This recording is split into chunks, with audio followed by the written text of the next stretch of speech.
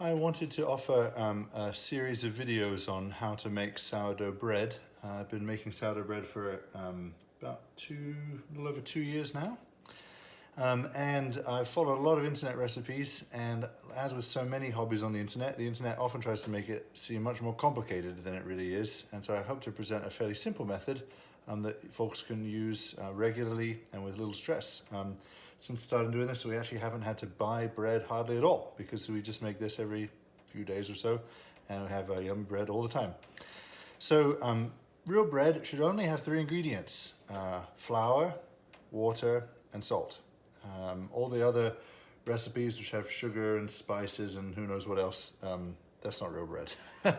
The good stuff doesn't need any additions, and in fact it's actually the fermenting process which sourdough creates, which creates all the really yummy flavors from out of just the source flour.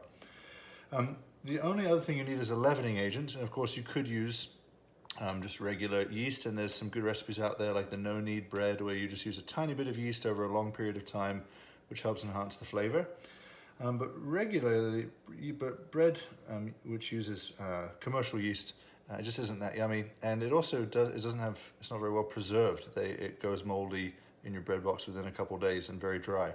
Sourdough, on the other hand, because of its chemical makeup, can last a week or more and still be quite fresh in your bread box, and makes excellent toast even beyond a week. So it has some good shelf life, as well as being much yummier. So for sourdough leavening, you obviously need a starter, and so this you can hopefully get from a friend who is baking. I would happily send you some if you know me and would like some. I made this starter from the peel of a plum, the white cloudy stuff on sweet fruit skins like plums, or the navel of an apple or grapes. That white stuff is not pesticide, it's actually yeast. Yeast is everywhere in the air, but it lands on the fruit and grows a little culture. And you can actually take the skin of grape or plum and put it in a flour-water mixture and feed it a couple times a day slowly and build up a starter, and that's what I did. But then ultimately, and this is one of the wonderful things about bread, is there's of the many different yeasts and the sort of symbiotic relationships between yeast and lactobacillus and all this stuff I don't understand about microbiology. But basically every region has its sort of perfect host environment for a specific strain of yeast. And so wherever you live, the dominant strain in the air is the strain that your starter will go to. So it's why you can't make San Francisco bread outside of San Francisco, because the climate there fosters lactobacillus san franciscensis, or however it is. That will always dominate the starters over there, and likewise wherever you are, the regional dominant yeast setup will dominate your starter. So this is East Alabama starter, starter you want to keep in a large jar. As you see, I keep mine about half full at all times. You want it to have between a yogurt and a Greek yogurt consistency.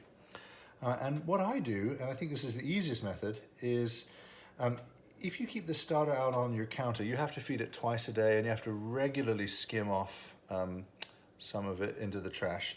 I keep my starter at all times in the fridge, and I pull it out to make a loaf of bread, as we're about to do, and then I replace by quantity whatever I took out, and usually that's about 3/4 of a cup to a cup of starter is what I'll put in a sourdough loaf.